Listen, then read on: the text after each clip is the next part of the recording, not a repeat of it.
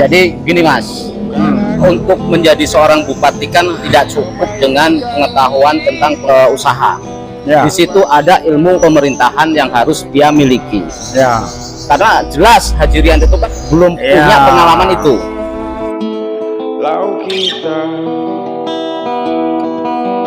saling percaya. Mas Yudi, Ya. mengingat sampean adalah tim ses daripada salah satu paslon yaitu Haji Rianto dan Ibu Umi, sementara kan isu yang ada di masyarakat, mereka kan bertanya-tanya. Yang pertama, Haji Rianto itu kan baru muncul, Ya. belum mengetahui tentang dunia politik. Yang kedua, tentang birokrasi. Ya. Bagaimana pendapat Mas Yudi? Ya, satu kata-kata isu, rumor ini dalam dunia politik biasa. Itu biasa ada yang memframing. Nah, kedua, personal branding seorang Rianto dan Umi memang ya belum banyak orang tahu.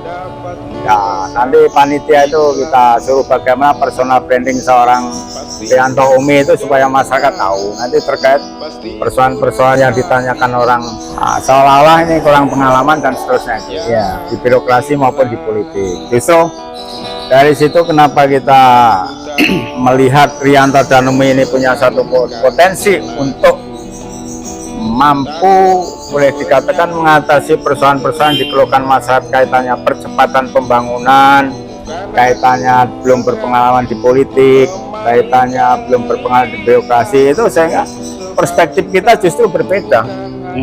Berbedanya apa? Kita memilih anak dua itu, ya maaf kita udah tua ini, jadi karena kita melihat ini situasional secara nasional kita, penyakit kita yang pertama itu di Indonesia ini urusan moral kok.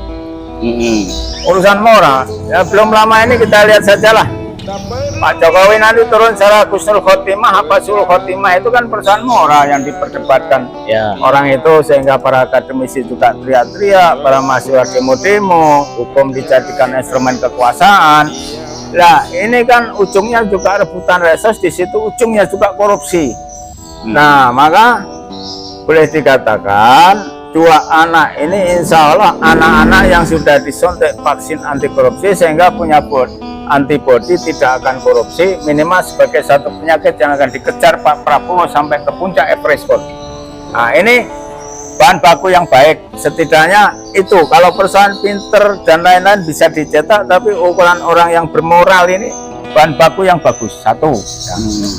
Kedua, saya katakan justru akan mengatasi segala macam problema itu.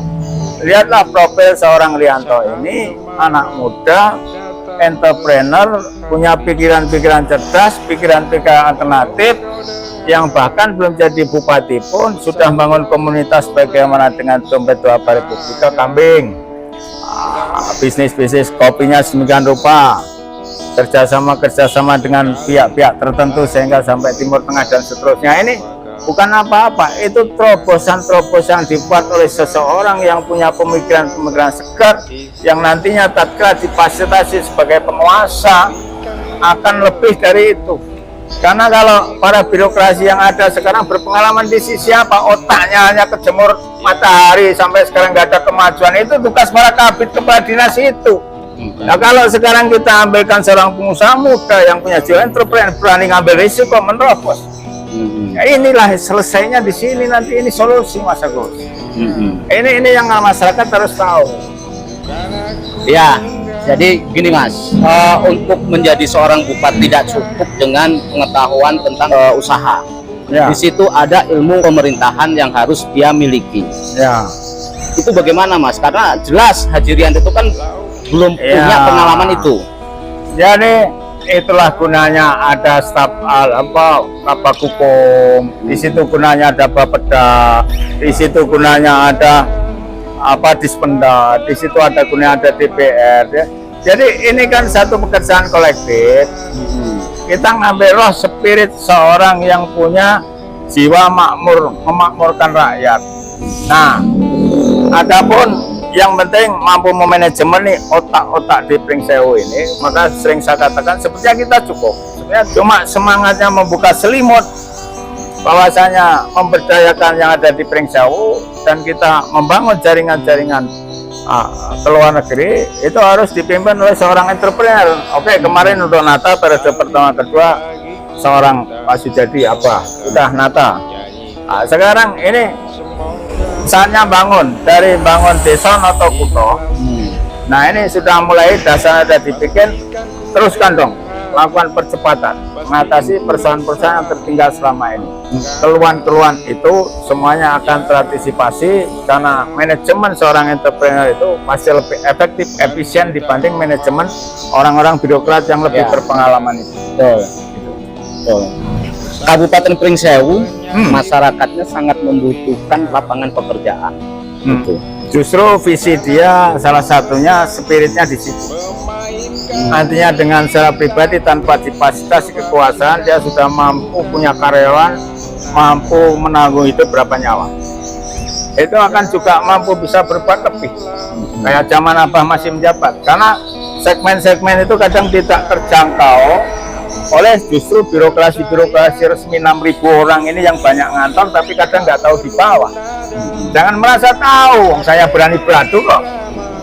Banyak yang nggak bisa kamu urus, banyak nggak terjangkau dengan aturan-aturan yang ada. Itu harus dibuka hati dulu.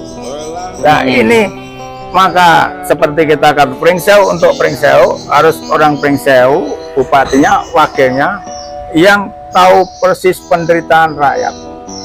Maka saya tidak hanya Pringsewu untuk Pringsewu, tapi Pringsewu untuk Nusantara. Dan kita mampu, yakin